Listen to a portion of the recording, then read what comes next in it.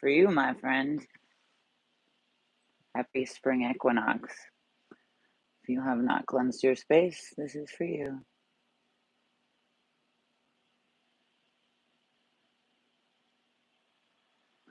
Ooh.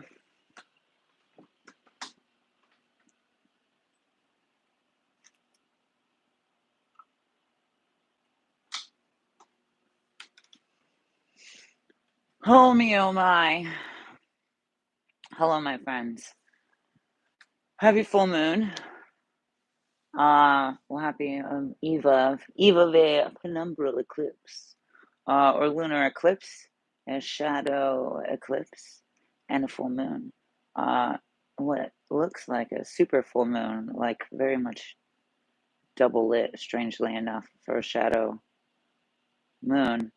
Not to be confused with the solar eclipse that will be coming in April, amongst other eclipses that will be upon us in this up and coming season.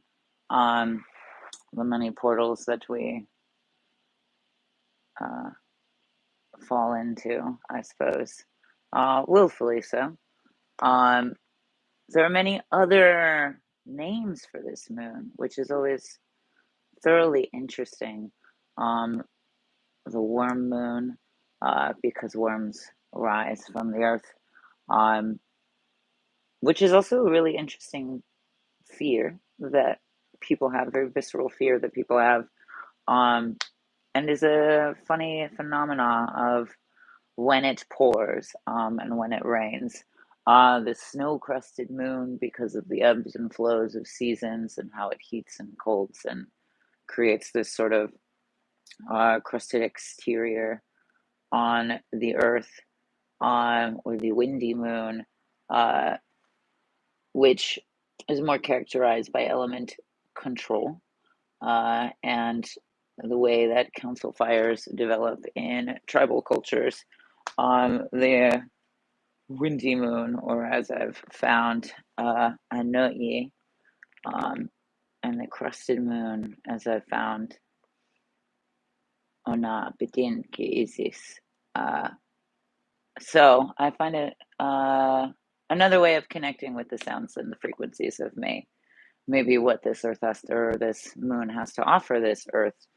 That eclipse and the moon will present itself to us in Libra.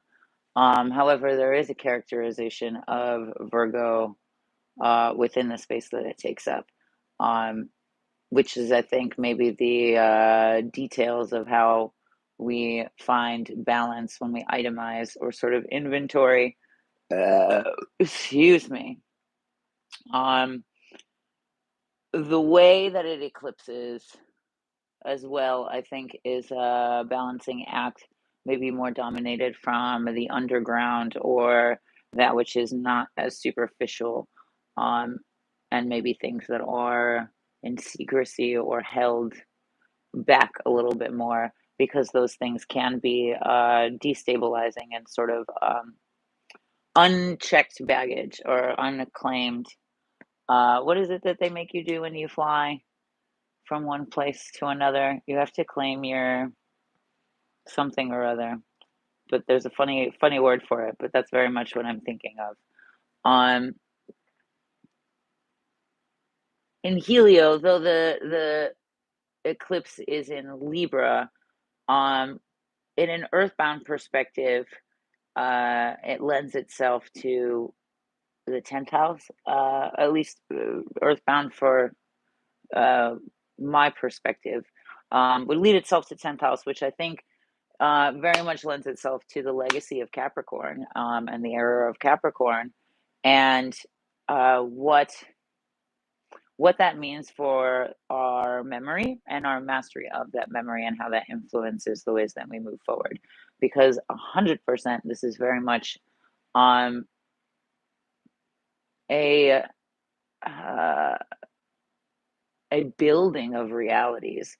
We're sort of able to see what it's like just looking at the way things are plotted, what it would be like to see a total opposite reflection, like almost like an alternate universe or an alternate reality.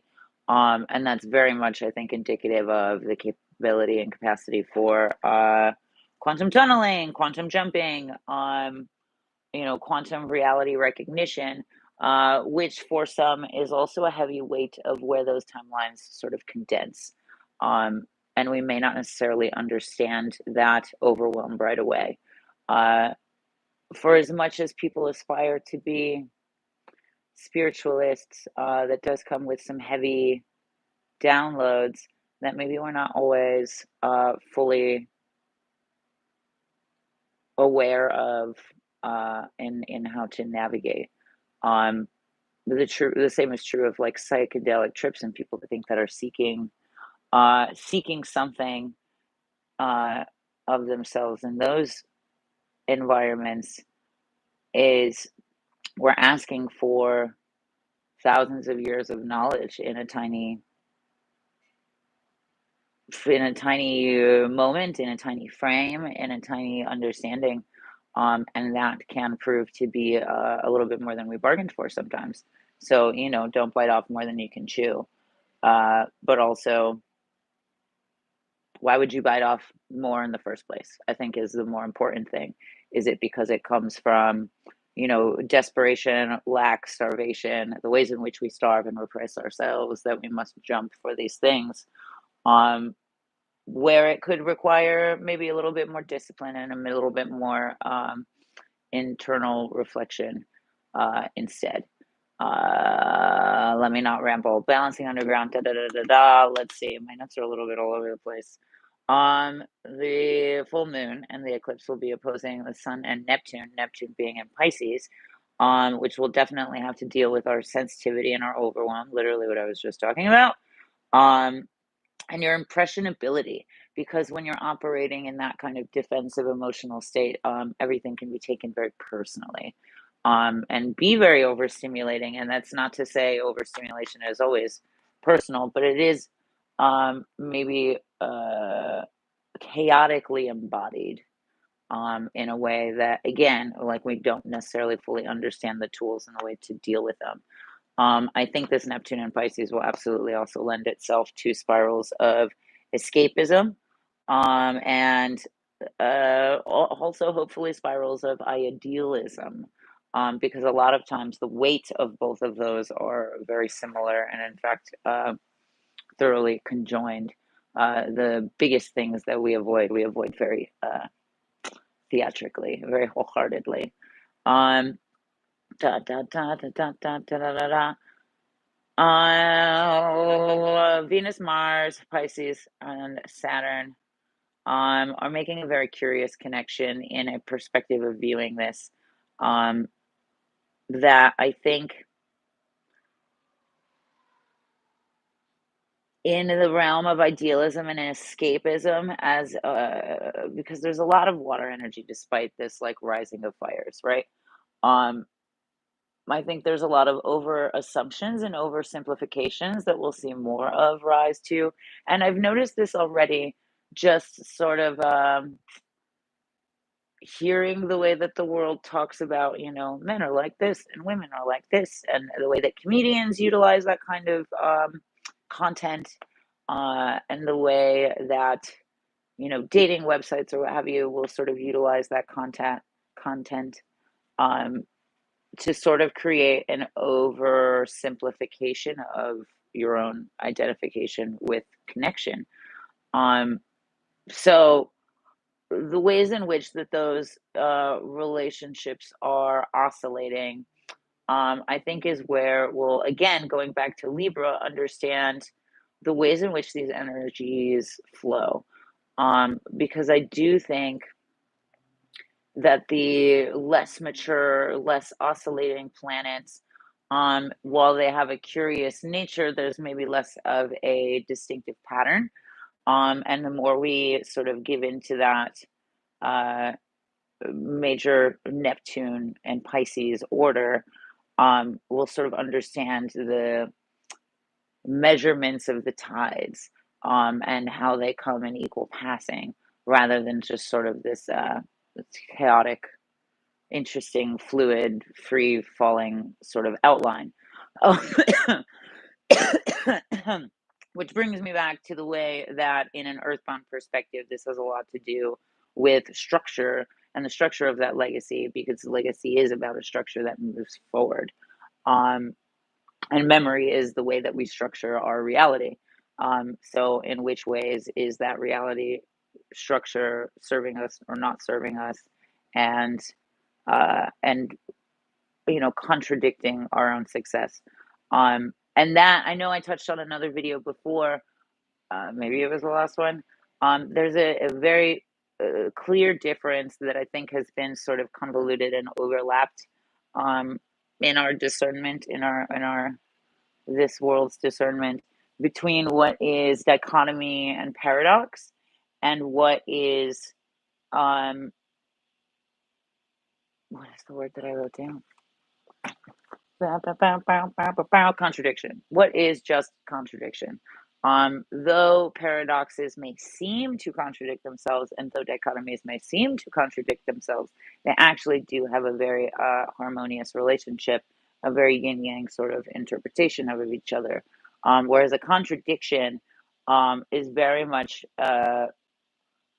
it's sort of disbelief, and sort of multi negatives or canceling out sort of energy. Um, I It makes me think of the way that I feel when there's like blasphemy for blasphemy's sake, or outrage for outrage's sake, versus again, to go back to comedy, I suppose. There's people who use obscenity for obscenity's sake, and there's people who use obscenity to string a to paint a picture, to string a moral, to sort of create this opportunity to identify your own morality. I think Dave Chappelle is a great example of this. However, gets flattened often into, again, flattened and sort of superimposed and sort of uh, in a double speak kind of way. Um, which is again why I lend myself to other languages when I can, because it tends to expand onto the resonance of the sound of that feeling or vibration or capacity a little bit more than perhaps the English that we have to identify it today.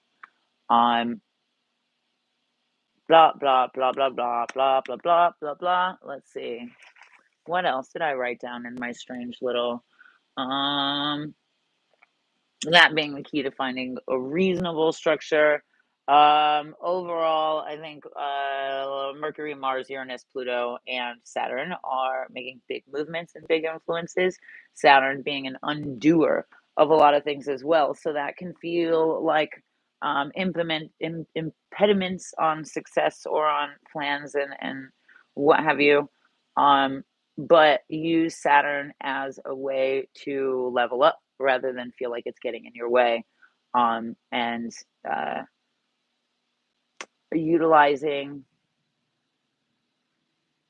the way you structure with Saturn as a way to embrace grace in pivoting, almost, where you think that it's throwing you off, or where you think that it's cutting something off, is really revealing to something much more necessary of attention, or of, squeaky wheel getting the grease, blah, blah, blah. The idea of, again, separating between, paradox and contradiction for the sake of contradiction, is also where we find a clearer identity in the ways that we think and create for ourselves in our own realities. Call this manifesting or whatever you want, and maybe this is just fair mental health for some. But that disunite that we can have with what we want and what we think, with what we feel and what we logically recognize to be real, is again that monkey wrench in manifesting, because again you're creating a contradiction outside of the understanding of the way these two things actually feed and need each other.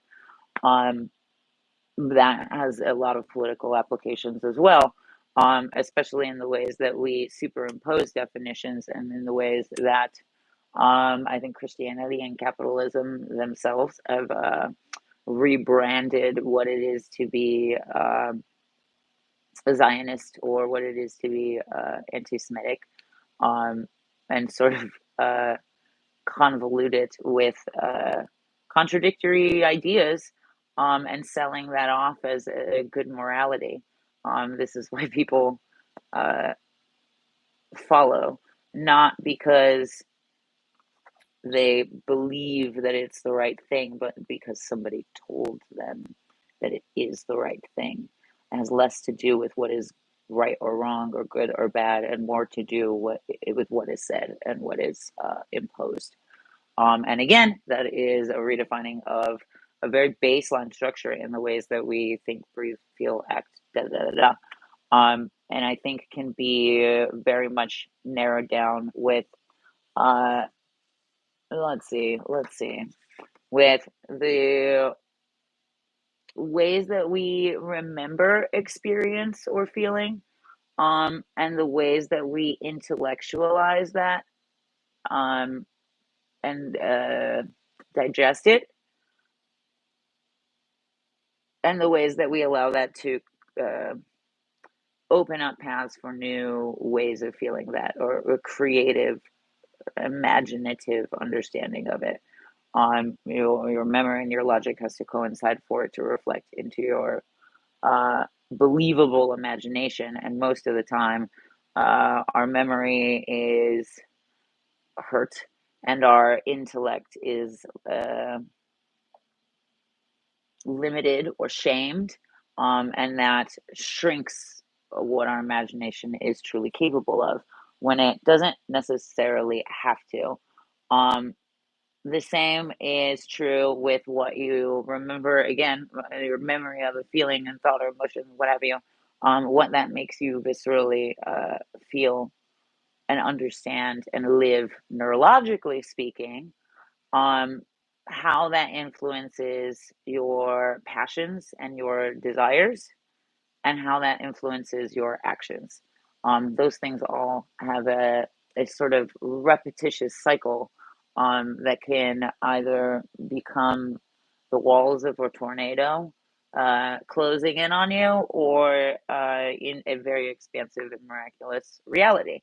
As I say that, the clearest, I suppose, example that I can see of that, and the more you look at it, that sort of pattern of that sort of frame of patterning, you'll see, you'll start to see more and more in any self-help thing. There's always 3 steps to blah blah blah, and will usually have something to do with something uh, sort of past, something to do with your body's intellectual, or your body's energetic understanding, and then your body's intellectual understanding, and then your body's understanding of possibility.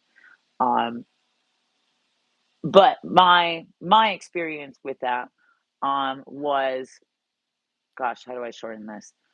In a meditation, I met a version of myself who was angles of light, really, quite attractive. Though he told me we could not sleep together because it would condense the timelines. But in this meditation, there was, this desert of sand, this beautiful, wonderful desert of sand, and we were atop this sort of platform looking out, like it was all vast stars for us. Um, and he told me that I could make it whatever I wanted. And I remember focusing very, like, directly, like, I have to move this one grain of sand. And because it was so tense and forced and expectant, almost as if I didn't believe it would happen until I saw it happen, everything sort of condensed, and I found myself in this, like, tunnel of, or this, like, tube structure of sand, really. It really shrunk my reality. Um, and it also made me panic. I remember that. Um, but past that, I breathed through it. And when I started to focus on how it felt, um, on what, like I wasn't making flowers, I was feeling beauty. I wasn't, making shooting stars in the sky. I was feeling magic, um, and sort of feeling this electricity in the air. And suddenly everything sort of found its rightful place in that. And we got to see how beautiful the world was, and that I could create it, and that I could create it anytime I wanted. Um, Perhaps I will go more in on that meditation another time. I'm painted about it, but we'll see. Um, but my point is with that too, the memories of can be focusing on um, almost a self fulfilling prophecy of future situations as well. If we focus on hurt, the hurt becomes kind of all we can focus on. Um, or if we relive the hurt in our memories, that becomes what those words, what those events, what those feelings the body associates with all the time. And so those may be, maybe we're going to find ourselves a lot more triggered coming up. But those are opportunities to figure out where it's coming from and what it feels like and why, and go into that memory and understand that the lived experience of this memory can change. And when your memory believes that, creating it becomes that much easier. Um, Even the key to the pentagram or pentacle, whatever, if you were to uh, rise it up, or like pull it out of two-dimensional space like a pyramid, the top of that would be continuously led by your imagination, and the bottom of that would be continuously led by your desire, directed by your memory. I hope that makes sense. Visually, it makes a ton of sense to me. But there's no better way to get clearer on what I mean by that than with pulling some cards instead of rambling my face off for long enough already. So we pull some cards. We ask the moon and the eclipse how we move through this chaos. Da da da da da da da.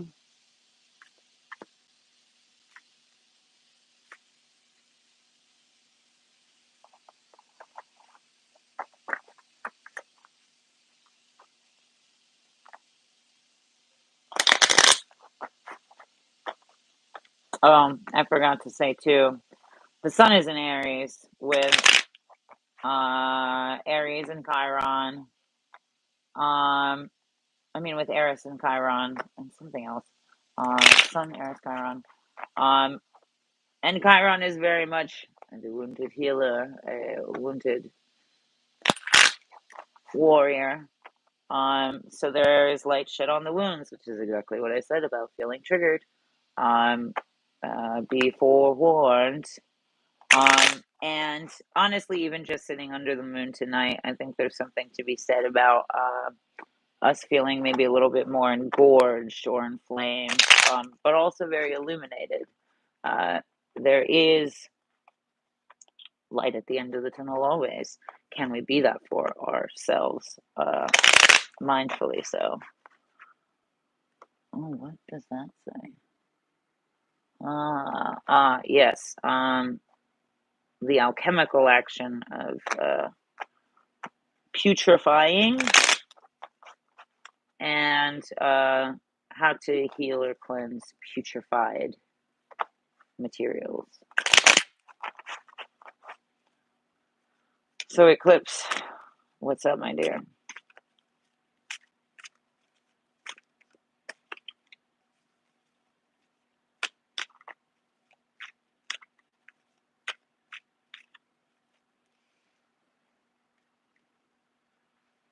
Alrighty.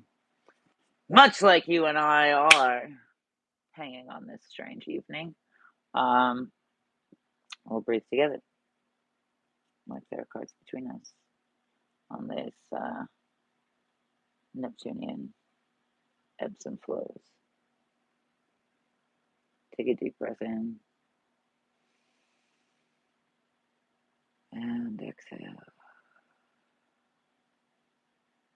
Take a deep breath in and exhale. Take a deep breath in and exhale. Okay. There is a lot of information download. The light of the moon is very much sending down celestial energy into the body. That does mean higher, lots of things. People that don't understand what it is and where it's coming from get more agitated. They get more enraged. They get more defensive. They get more, fueled into survival mode. And I very much feel downloads and overwhelm. Um, and so there's very much going to be what that means to people. Some people think speaking in tongues is like the highest place you could be, and some people think that's where you lose control entirely and is much more like possession, and is not like language. Um, the, the There's a hypersexuality with that too. I know I was like just thinking about this. Um,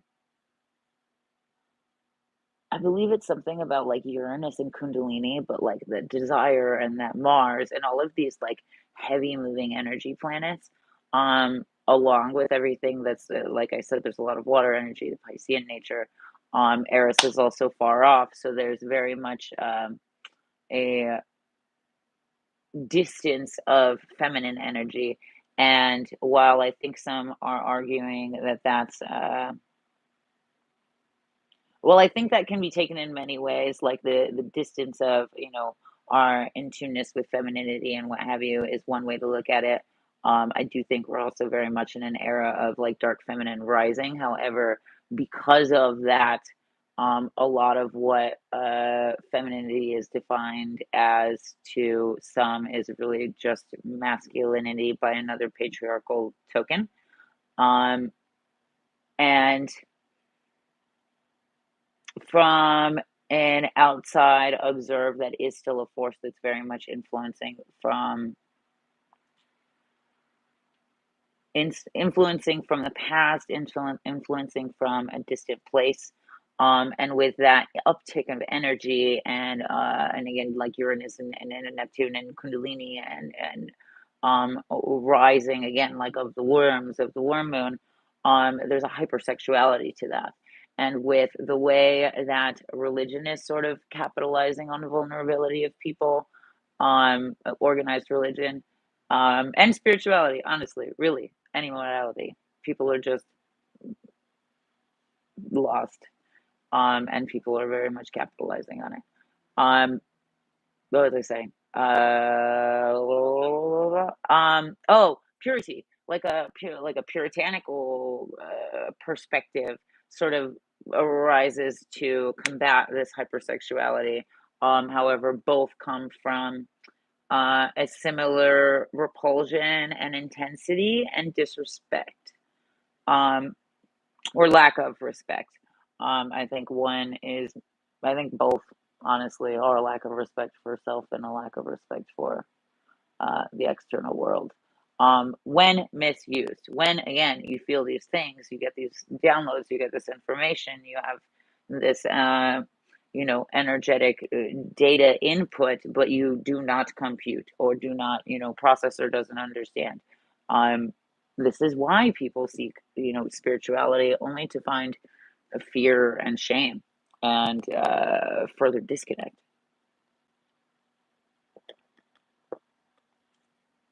This is why people seek spirituality, are led to religion, and find Granted, seeking spirituality, becoming the cult of its own, again, is sowing its own doubt.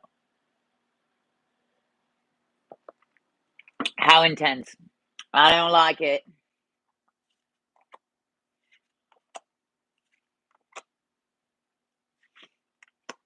Okay. Justice, inverted. Dark justice, shadow justice, secret justice, vigilante justice. The Ace of Pentacles, the Moon, the Devil. The Devil inverted as well.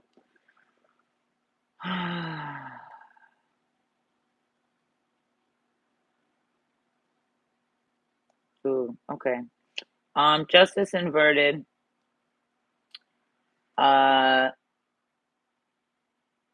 Obvious thing that I'm getting right now. Justice inverted under the Moon is very much the difference between like tar and feathering, Satanist justice, and rehabilitation and communal justice. And doing that which is not exile but is best for the community, best for the earth. Again, this is kind of the intermediary perhaps between a hypersexual and a puritanical kind of spectrum of ideologies. And it's very much, I think, the understanding personal, on a like small micro personal level, not that it's small at all, is understanding to do away with revenge. And then again, sort of rehabilitation and understanding and all of these things that are much more communally justice esque. The Ace of Pentacles being an offering, a tangible thing as well. Careful not to cling to anything in this time of needing belief. I think Saturn will rip it away from you if you do. Because the goal is to not be bound to anything in an identity structure. The devil being here, for as scary as the card as that is for a lot of people, the devil is a beautiful card that sheds light. Again, this illuminating moon sheds light and information on maybe what is putrefied. Think of like swelling under the skin. It sort of thins it as well, so you can see what's going on underneath. And is a telltale sign that like this needs treatment, this needs relief, this needs breath, this needs pressure, this needs healing, this needs oxygen, light on the wounds. Absolutely. That is what the devil wants to show you. That's what the flies want to show you. They want to show you reality, and they also want to understand and believe in a true north. Fun fact, bugs have like receptors or photoreceptors on their like exoskeletons on the back. So it's not that they like think lights are the sun, but it does throw off their like moral compass. And it does trap them in a sort of chaotic unrest, especially lights coming from a ground source because it is so synthetic.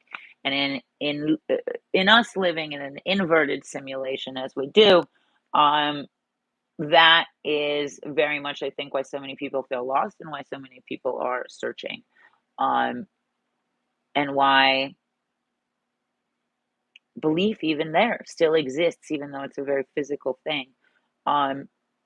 So the devil is understanding that and understanding true north, regardless of and outside of synthetic structure, which is in and of itself its own kind of paradise, in the midst of its own clever brand of hell. The devil is again your opportunity to attach or non-attach to anything in specific.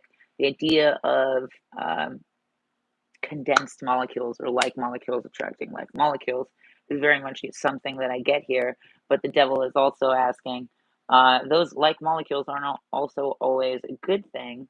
And I think any given repetitive, habitual addiction type of behavior, where some religious people would call, or attribute that to possession, what it ultimately is I think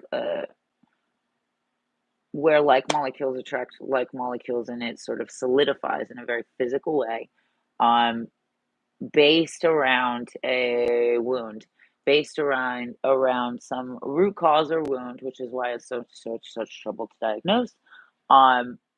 That spirit also understands, and also greatly empathizes with. So it's kind of like, oh my God, friend, you get me. Let's go do more trouble that we do together, bad influence kind of friends, I suppose, is a really great way to picture it or understand it. Um, and so I think the devil is asking, what do you want fossilized? Jumping through this hoop, because very much looking at the star charts of it, it is in fact its own pyramid. It is very much a doorway to its own imagination and creation, and we can use that to our advantage if we please. We can use even the darkest parts of it to our advantage. I think some people maybe having crazier dreams. Some people have regular nightmares, and those are often people that would do, I think, likely exceedingly well with things like lucid dreaming, and be able to understand ways of being able to protect themselves so that their soul feels safe, and they can uh, go about their life without that feeling like such an impediment. And I also have theories about that with other uh, conventional Western diagnoses, and its spiritual psychological overlap. But perhaps that is another conversation or something that you can do your own research on. Because the internet is constantly growing and full of interesting offerings.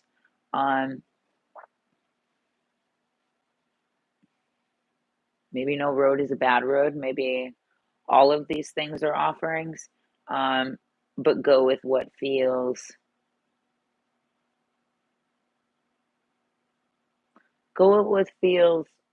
like not even true or right or good. But I think what feels most freeing. Um, there's absolutely a bodily response to nervousness that is very constricting, and I think that's why so many people with some sort of neurodivergence of GI tract issues, or nausea issues, or trouble eating, etc., etc. But when your body is at ease because something does feel right or good or whatever the fuck, you won't feel that. It'll feel much more expansive and almost like inflated with helium, I suppose, which is maybe why the attraction of getting high is such a thing, because we're trying to seek that, because the real world doesn't feel quite like that, and it is dressed as escapism, but maybe the real world was always meant to feel exactly like that all the time, and it's just this strange construction that we live in, this strange inverted simulation that we live in that has redetermined those things. You'll feel that. It's something that's been used for a long fucking time too. Uh, your body as a sort of compass for what adds to your energy or is a blockage in your energy, and your resistance to it. It's in the back of a book that I have, where you can pretty much just like put your arm out and ask yourself questions and see where you have resistance to it. Because your heart energy will always tap into the ether and give you that. Yeah, let's see. Dot, dot, dot, dot, dot, dot, dot, dot.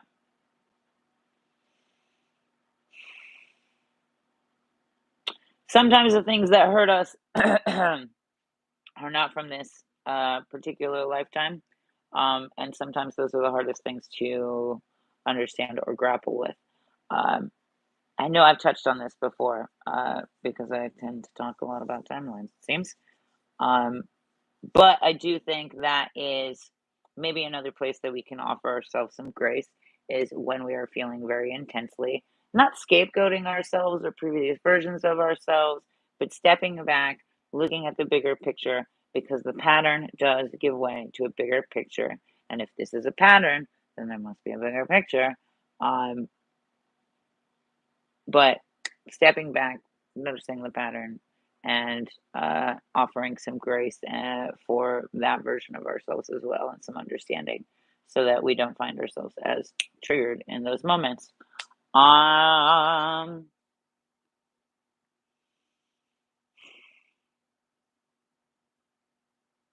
there's a lot to be said about the revenge versus rehabilitation aspect. Um, and I think that's where we find another contradiction versus paradox, because hate is not the antithesis to love. You can't, I don't think you can cure the other with the other. It's almost like they're on separate planes.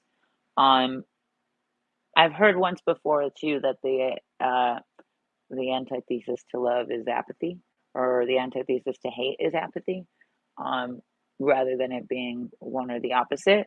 I feel like hate requires love in order to be a thing.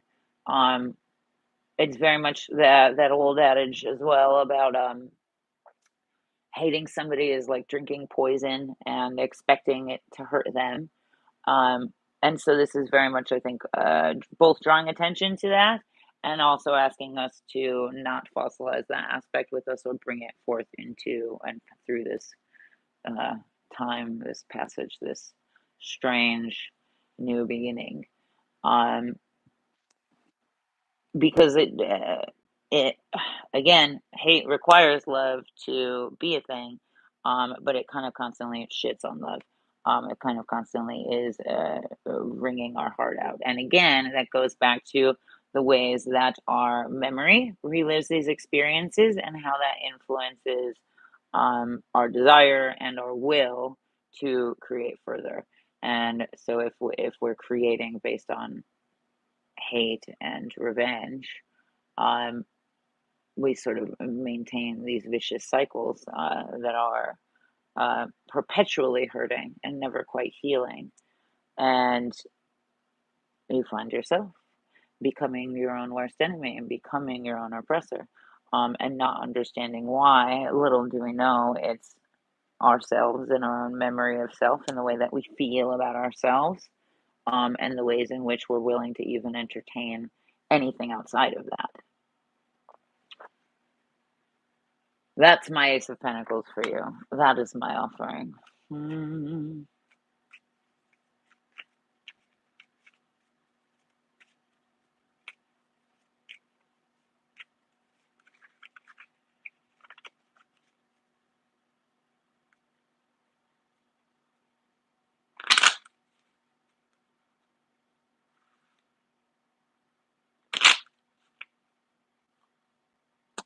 There's something about getting out of the darkness and the new horizon.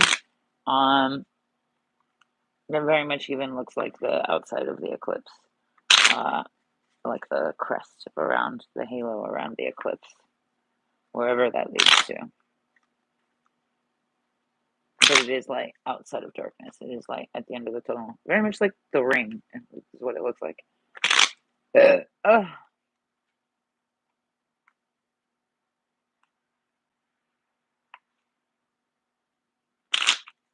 is that the offering of a not blank slate, uh, but a new order of balancing.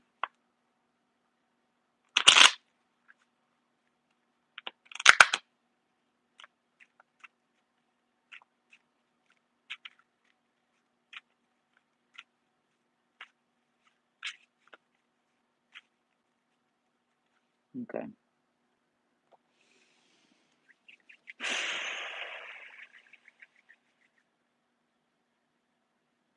Take a deep breath in and exhale. Take a deep breath in and exhale.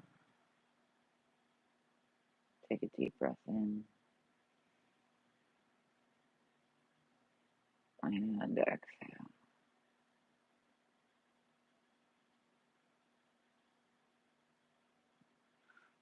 There's like very much something about the way this carries forward, and like connections in a chain or sequences of DNA, but links in a chain, very much like, what is the next link in this chain? What do you want to connect to, and what are you trying to connect with?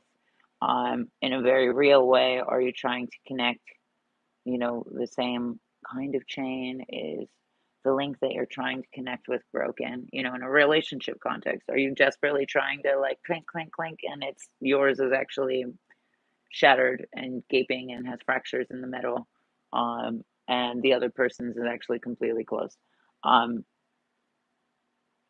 you're like trying to force it, you know what I mean? Versus fully understanding what it would mean to maybe check your defenses, and where your state of mind is, why it is what it is you feel you have to offer and share, what it is your ideal partner, all of these things that will gradually open the link without bending to break. I think this is very true in the DNA context too. What are you open to receiving from the earth, from the ether? What are you open to receiving from your ancestors, from your immediate family? What are you open to receiving of your own healing process?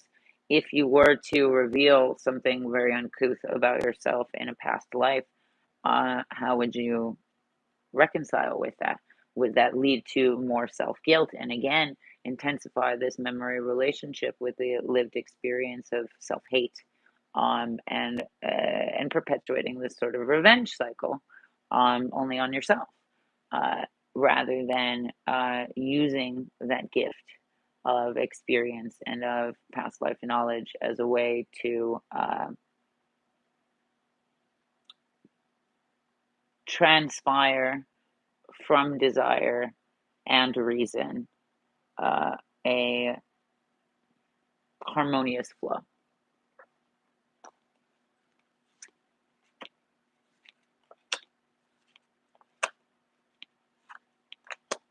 Don't get me wrong, I don't think it'll look all like flow right away. I think we'll all very much look very almost like the magic wand on the Photoshop, where it like follows the outline of things, and it's a little like crazy too sometimes, and it kind of jumps out and guesses at things sometimes. I feel like that very much. Or at least it is very much what the best way to describe what I'm seeing. Um, let's see. Okay. Three of spades, four of diamonds, five of hearts, 10 of wands. Okay. 10 of wands very much being, like I said, pulling that pentagram, pulling that, pulling the star of Enoch, pulling the elements truly in collection and spiral. The tip of that pyramid would be imagination, would be fueled by desire. This 10 of wands is very much using that fire. This is a time, again, dark feminine rising, and Uranus, and all of these like heavy water and heavy heat placements is very much causing a storm, lending itself to Kundalini rising kind of intensity. But it will be intense either way, and it will happen anyway, whether or not you believe it. And that can be that much more difficult to understand, and to sort of move through, um, without being very, very frustrated with yourself. Do repression does you no favors in those moments, is I think the best thing I can say. However, bottom of the deck is very much, a full 10, a full gate, a full hearth, a full, fire in the home, a full uh, reserve of firewood for the home. It's a plethora of experiences to be had. Um, and I think that is where we can lend ourselves to being, again, more magic wand curious, then we are definitive and unrelenting to the structuring and restructuring that will be occurring.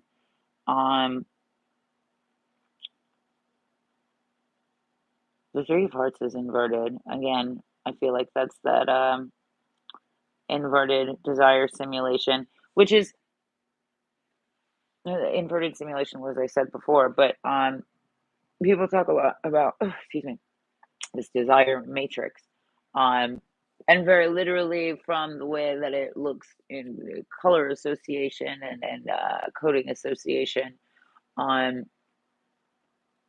the idea of a green or red matrix, that we exist in as a program, as a simulated program, is in fact an inversion of what desire means, which is what I think a lot of people hope to mean or intend to mean, when they talk about a colonized eros, and what desire has meant in history, and in a very sort of chi perspective, um, rather than it being like biblical adultery and sodomy and what have you. And again, I said something about this earlier. The ultimate story of that is not about what we hear people go on and on and on and about. From what I've read in academic articles about the Torah and about Judaism and Islam, and Christianity, is that story in specific translates to I just lost it. To usurping power, and human judgment. And Satanas was huge human judgment. It was not Satan with a big dick and horns and all of that. It was clusters of human judgment ruled by fear, ultimately, and outcasting and exiling rather than rehabilitation. Again, so that also, again, reiterates my point about the rise of hypersexuality versus puritanical view of things.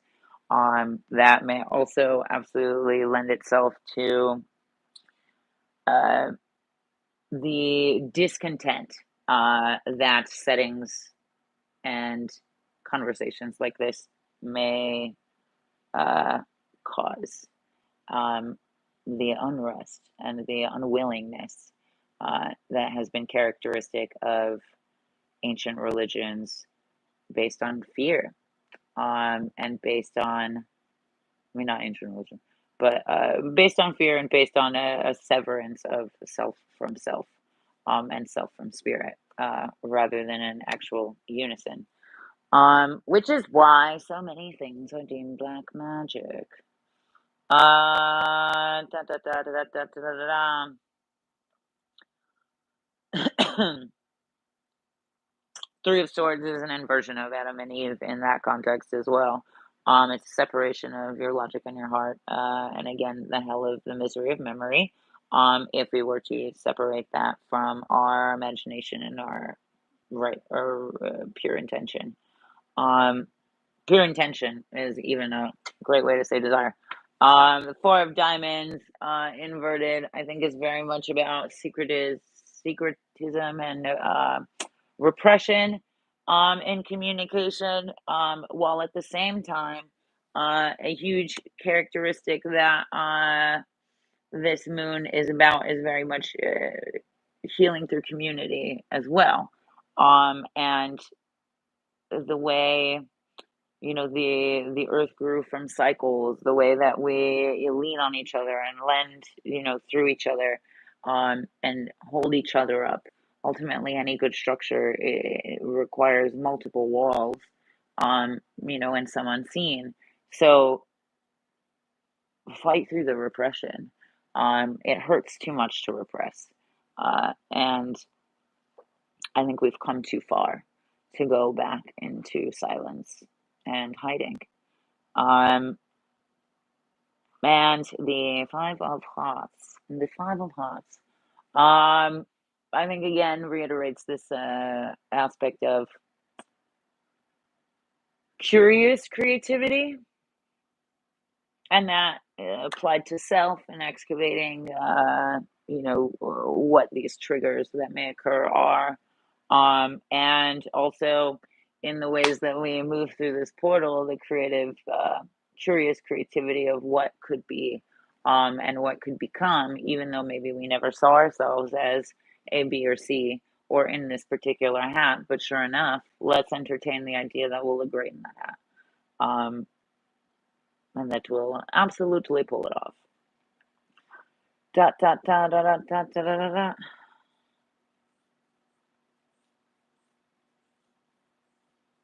Yeah, I think that nails it. Um, yeah, get creative with yourself. Imagine what beautiful hats you can fit in. This did circle back a lot too, so I hope that it reiterated itself enough times for you. Quite intense this one. And yeah, I'm just kind of rocking out with this moon and this eclipse. So with that, my friend, party on. I have some eclipse things to do myself. And I bid you party on. I bid you a party on, and until next time.